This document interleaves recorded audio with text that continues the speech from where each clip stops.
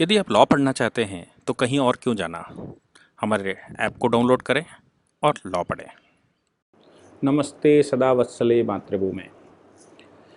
आज कर्नाटक से एक अच्छी खबर आई और कर्नाटक की खबर ये है कि कर्नाटक में जो बेंगलुरु के दंगे हुए थे जिसमें कांग्रेस के दलित विधायक अखंड श्रीनिवास मूर्ति के घर पर हमला किया गया था, जबकि उन्होंने कोई स्टेटमेंट नहीं दिया था और उन्होंने कोई उस पर कमेंट भी नहीं किया था। उनके भांजे ने या भतीजे ने किसी ने कुछ कमेंट किया, जिस कमेंट को रिटेलिएट करने के लिए कुछ शांतिप्रिय लोग जो अपने आप को शांति का दूत कहते हैं और लोगों को शांत करने पर ज़्यादा विश्वास रखते हैं, उन्होंने उन पर हमला कर दिया। हमले के बाद पुलिस स्टेशन में आए। पुलिस स्टेशन में उनको लगा कि नवीन जो अखंड जी का भतीजा है वो पुलिस स्टेशन के अंदर होगा और पुलिस स्टेशन के ऊपर हमला करिए। एक डीसीपी उनको समझाने गए, एसीपी उनको समझाने गए तो डीसीपी एसीपी के ऊपर हमला कर दिया। 70 से ऊपर, अभी तक की जो सूचना है 70 से ऊपर पुलिस वाले इंजर्ड हुए, जिसमें डीसीपी भी शामिल है, और 30 जनरल पब्लिक के लोग इंजर्ड हुए हैं इस घटना में। और एक बड़ी क्षति हुई, गाड़ियाँ जलाई गई। गाड़ियाँ जलाने के बाद एक बड़ी दुर्घटना वहाँ पर हुई।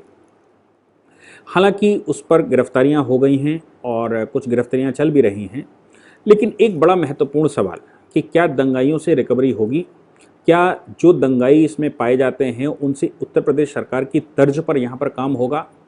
तो कल खबर अच्छी ये आई कि येदियुरप्पा सरकार ने ये घोषणा की कि हम सीसीटीवी कैमरा और जो बाकी एविडेंसेस हैं उन एविडेंसेस पर तैयारी कर रहे हैं, उन एविडेंसेस को इकट्ठा कर रहे हैं, और उन्होंने ये आदेश दिया कि इन एविडेंसेस के आधार पर या जो भी एविडेंस इकट्ठे हो रहे हैं या जो दंगाई इसमें पाए जाएं, उनके पॉलिटिकल लीडर्स इसमें पाए जाएं, उन पॉलिटिकल लीडर्स और दंगाइयों से रिकवरी की जाए। मुकदमा तो चलेगा ही, दंगा का जो मुकदमा है यूएपीए का वो तो चलेगा ही, लेकिन उसके अलावा इन दंगाइयों से इसकी जितनी भी क्षतिपूर्ति हुई है क्षति हुई है उस क्षति को पूर्ति किया जाएगा।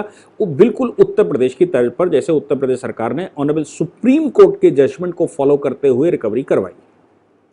अच्छी सूचना हमारे देश में ये है, इसमें कोई शक नहीं है, लेकिन कुछ महत्वपूर्ण प्रश्न हैं जिन प्रश्नों के जवाब अभी मैं नहीं ढूंढ पा रहा हूं। पहली बात यह है कि अखंड श्रीनिवास मूर्ति शेड्यूल कास्ट विधायक हैं और कांग्रेस के विधायक हैं। तो मैं ये नहीं समझ पाया कि इन सब के पीछे अगर कांग्रेस नहीं है तो कांग्रेस बोल क्यों नहीं रही है, और अगर कांग्रेस दलित पक्ष में खड़ी होती है या दलितों का अपने आप को लीडरशिप मानती है तो दलित विधायक के ऊपर से बड़ा हमला दलितों के ऊपर क्या हो सकता है? दलित विधायक के ऊपर हमला हुआ और फिर भी कांग्रेस चुप है। कांग्रेस का नेतृत्व, चाहे वो राज्य का नेतृत्व हो चाहे वो केंद्र का नेतृत्व हो, आखिर वो इस पर स्टेटमेंट क्यों नहीं दे रहे हैं? वो डिमांड सरकार से क्यों नहीं कर रहे हैं कि सरकार इस पर एक्शन ले और दंगाइयों को सजा दे? क्या ये अपीसमेंट की पॉलिसी किसी भी कॉस्ट पर होगी? क्या इस्लामिक चरमपंथियों को बचाने के लिए ऐसा किया जा रहा है? क्या इस्लामिक चरमपंथी उनको ज्यादा अच्छे लगते हैं अपने विधायक से ये जनप्रतिनिधि से, और वो भी जनप्रतिनिधि जो दलित समुदाय से आता है? तो हमारे देश में जो मोमबत्ती गैंग है, हमारे देश में जो इंटॉलरेंस गैंग है, ये गैंग इस समय बोल क्यों नहीं रहा है? मुझे बड़ी इस बात की तकलीफ है और मैं जानना चाहता हूं कि आखिर ऐसा क्या है कि मॉब लिंचिंग की सिचुएशन आ गई, विधायक के घर पर हमला हो गया, विधायक ने अपने स्टेटमेंट दे दिए हैं कि मैं किस प्रकार से बचा, और इसके बावजूद भी कांग्रेस उस पर कोई एक्शन लेने के लिए, कोई स्टेटमेंट देने के लिए या उसकी भर्त्सना करने को भी तैयार नहीं है। और अगर भर्त्सना की भी गई होगी तो ऐसे ही कहीं लुक छुप कर की गई होगी। तो क्या आज प्रश्न ये है कि कांग्रेस क्या इस हमले में मिली हुई थी? क्या इस हमले में कांग्रेस पीछे से शामिल थी? क्या कांग्रेस को मुस्लिम ज़्यादा अच्छे लगते हैं, इस्लामिक चरमपंथी ज़्यादा अच्छे लगते हैं? क्या कांग्रेस को दलितों के साथ मोह खत्म हो गया है, या उन्होंने ये मान लिया है कि जो दलित है ना वो नरेंद्र मोदी के साथ 2014 के और 2019 दोनों के चुनाव में यूनानिमस उनके साथ चला गया था? जब मायावती को दलित ने वोट नहीं दिया तो हमें क्या दिया होगा, क्या उन्होंने ऐसा मान लिया है? कि दलित मोदी जी के साथ खड़ा हो गया और मोदी जी दलितों के नेता, अब एक्सक्लूसिव लीडर हिंदुओं के मोदी जी आगे बन गए हैं, जिसमें कोई ओबीसी कहे, कोई एससी कहे, कोई एसटी कहे या जनरल कास्ट कहे, ये सबके नेता मोदी जी हो गए हैं। क्या कांग्रेस ने ये मान लिया है, इसलिए वो अपने विधायक के लिए भी कोई स्टेटमेंट देने को तैयार नहीं, कुछ बोलने को तैयार नहीं है। सवाल एक और है, और सवाल यह है कि इन देश का जो लॉस होता है, क्या यूएपीए के तहत जो योगी आदित्यनाथ जी ने रिकवरियां करवाई हैं, क्या दिल्ली की सरकारें उस पर रिकवरी करेंगी? दिल्ली के दंगे तो बहुत ज्यादा खतरनाक थे, तो दिल्ली की सरकार क्या उस पर रिकवरी नहीं कर सकती? एक सवाल और है कि अगर इनमें पॉलिटिशियन शामिल हैं, देश का नुकसान करने के लिए पॉलिटिशियन शामिल हैं, तो पॉलिटिशियंस ने जितना नुकसान पिछले 70 वर्ष में देश का किया है, उसकी रिकवरी कैसे होगी? या केजरीवाल दिल्ली में बैठे और उन्होंने जितना 6 वर्ष में नुकसान किया है, उसकी भरपाई कैसे होगी? कांग्रेस 70 वर्ष, 65, 70, 60 वर्ष तक शासन किया, और जिसकी वजह से मानसरोवर बॉर्डर से चीन बॉर्डर पर हम आ गए, या गलवान बॉर्डर पर आ गए। ये जो लैंड पूरी हाथ से चली गई है, इस लैंड की भरपाई कांग्रेस से क्यों ना करवाई जाए? या उत्तर प्रदेश में जितनी घटनाएं हुई जिनमें लेजिस्लेशन, जिसमें सरकारें विफल रहीं, तो इस विफलता की या उनकी गलत पॉलिसियों की वजह से या उनके फेवरिज्म की वजह से उनसे रिकवरी क्यों ना हो? क्या हमारे देश में दंगाइयों से रिकवरी हो सकती है? तो ये जो पॉलिटिशियन इनके पीछे हैं, जो दंगा भड़काने का काम करते हैं, जो इनके पीछे खड़े होते हैं, इनसे रिकवरी क्यों नहीं? अगर सीएए का दंगा हुआ और एक कम्युनिटी रोड पर आई, तो किसके आह्वान पर आई? जिसके आह्वान पर वो आई, क्या सबसे बड़ा दंगाई वो नहीं है? अगर वो सबसे बड़ा दंगाई है, तो उससे रिकवरी क्यों नहीं हो रही? उसके खिलाफ रिकवरी के आदेश क्यों नहीं दिए गए? ये मेरी ग्रीवेंस है।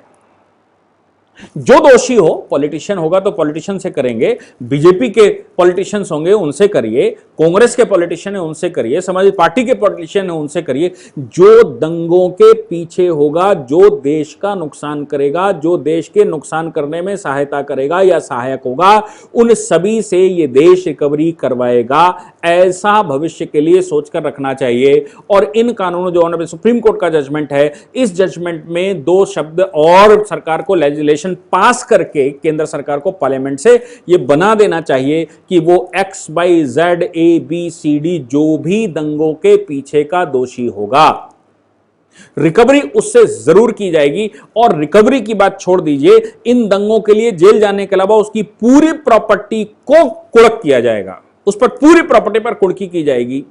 एक और विषय आता है कि जब ये पॉलिटिशियंस पॉलिटिक्स करना शुरू करते हैं, तो ये कितने भी रिच हो, परिवार से कैसे भी हो, तो क्या ऐसा कानून बनाया जा सकता है कि चुनाव लड़ने के बाद इनको वो सारी प्रॉपर्टी छोड़नी पड़ेगी और नए सिरे से इनको जनप्रतिनिधि की तरह जीरो प्रॉपर्टी से शुरू करना पड़ेगा? और जो भी प्रॉपर्टी पैतृक है, उस पैतृक प्रॉपर्टी को छोड़ना ही पड़ेगा। अगर वो अपने भाई बंधुओं के लिए नहीं छोड़ सकते, तो वो प्रॉपर्टी उनको देश हित में लगानी पड़ेगी। और चुनाव लड़ने से पहले हम कोई कॉन्ट्रैक्ट देते हैं किसी को, प्रॉपर्टी का, सरकारी कॉन्ट्रैक्ट रोड बनाने का, तो हम सॉल्वेंसी लगवाते हैं। और सॉल्वेंसी मतलब हैसियत प्रमाण पत्र लगवाते हैं और उसके साथ सिक्योरिटी जमा करवाते हैं। क्या ये पॉलिटिशियन जो देश चलाने जा रहे हैं, इनकी जो प्रॉपर्टी जितनी भी है, ABCD XYZ जो कंपनियां हैं, जो प्रॉपर्टी है, क्या उस प्रॉपर्टी को अभी मॉर्गेज नहीं करना चाहिए? जब तक ये सरकार में रहेंगे, तब तक इनकी प्रॉपर्टी सरकार के पास मॉर्गेज रहेगी। और ये प्रॉपर्टी जो सरकार के पास मॉर्गेज रहेगी, अगर कोई घटना दुर्घटना होती है, तो इस प्रॉपर्टी से सरकारी नुकसान की भरपाई की जाएगी। तो मुझे लगता है कि जो येदियुरप्पा सरकार ने एक अच्छा निर्णय लिया है, इस निर्णय के आगे भी हमको कुछ कार्रवाइयां ऐसी सोचनी चाहिए। एक जनरल सी बात है, आप कैरेक्टर सर्टिफिकेट लगाते हैं चुनाव लड़ने से पहले, आप हैसियत प्रमाण पत्र लगाते हैं चुनाव लड़ने से पहले, तो चुनाव लड़ने से पहले जब कोई कॉन्ट्रैक्ट किसी को जिस प्रकार दिया जाता है, उसी प्रकार से चुनाव लड़ने से पहले उसकी प्रॉपर्टी जो भी उसके पास है, वो प्रॉपर्टी क्यों नहीं उस पर मॉर्गेज की जा सकती, उसको बंधक बनाया जा सकता है, या इस प्रकार कहें कि सरकार के पास बॉन्ड भरकर गिरवी रखा जाएगा कि जब 10 वर्ष बाद 15 वर्ष बाद ये प्रॉपर्टी आपको रिलीज हो जाएगी, जब आपके कार्यकाल का एक और आगे का कार्यकाल निकल जाएगा और आपके खिलाफ कोई मामला नहीं बनेगा, ना ही भड़काने का, ना हड़काने का, ना दंगों का, ना कुछ और, तो ऐसी सिचुएशन में आपकी प्रॉपर्टी आपको रिलीज कर दी जाएगी। लेकिन जब तक आप चुनाव लड़ते रहेंगे तो आपकी प्रॉपर्टी कॉन्फिस्केट रहेगी। जो सैलरी आपको मिलेगी विधायक होने के नाते, सांसद होने के नाते, मंत्री होने के नाते, जो सैलरी आपको मिलेगी उस सैलरी से ही आपको अपना काम चलाना पड़ेगा और उस सैलरी से ही काम चलाइए, उसी का रिटर्न भरिए और बताइए आपने क्या कमाया और क्या गंवाया। और आपकी जो प्रॉपर्टी जो आपने हैसियत लगाई थी वो प्रॉपर्टी सरकार के पास मॉर्गेज हो जाएगी, वो आपकी रिलीज कर दी जाएगी जब भी आप लौट कर आएंगे और आप आम आदमी की जिंदगी जीना शुरू करेंगे तो आपकी प्रॉपर्टी आपको मिल जाएगी। इससे 2-3 लाभ होने वाले हैं। एक लाभ ये होने वाला है कि ये जो पुरानी प्रॉपर्टी और नए चुनाव के समय जो करप्शन का पैसा है, ये दोनों मिक्स नहीं होंगे, पहली बात। दूसरी इसमें लाभ ये होगा कि जो प्रॉपर्टी आपकी है वो सरकार के पास बंधक रहेगी कि अगर कभी कुछ गड़बड़ आपने इसके दौरान, लेजिस्लेशन के दौरान किया या आपके सरकार के दौरान किया, तो आपसे उसकी वसूली की जाएगी। और तीसरा जो महत्वपूर्ण लाभ उसमें होने वाला है, वो तीसरा महत्वपूर्ण लाभ ये होने वाला है कि आप सुधरे हुए रहेंगे और आप सुधरकर जितनी सैलरी आपको मिलेगी, आप पूर्ण रूप से देश के लिए समर्पित उतने समय के लिए रहेंगे तो आपको संपूर्ण समय मिलेगा, आप देश का काम कर सकते हैं। और मुझे लगता है कि देश का काम जिस प्रकार से आप करते हैं वो कार्य करते रहेंगे और उसके अच्छे परिणाम निकलने वाले हैं।